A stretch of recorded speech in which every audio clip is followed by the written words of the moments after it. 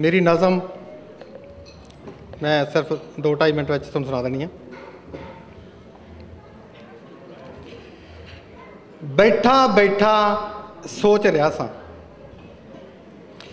बैठा बैठा सोच रहा सा, शब्दां नूं मैं बोच रहा सा। बैठा बैठा सोच रहा सा, शब्दां नूं मैं बोच रहा सा। कदे शब्द ने कविता बनदे, कदे शब्द ने कविता बनदे, कदे ये बंड कहानी, कदे शब्द ने गज़लां बनदे ते यही बने गुरबाणी।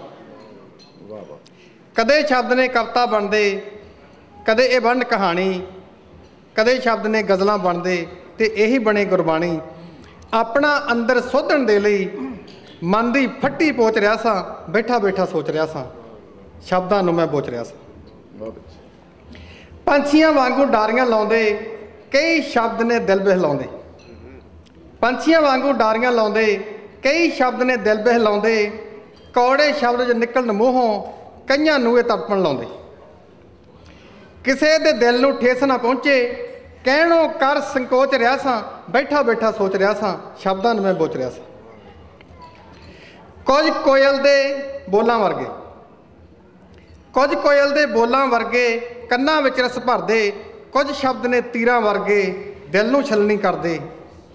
सच्ची गल मैं आख रहा सा, कढ ना कोई निगोच रहा सा, बैठा बैठा सोच रहा सा, शब्दां नूं मैं बोच रहा सा।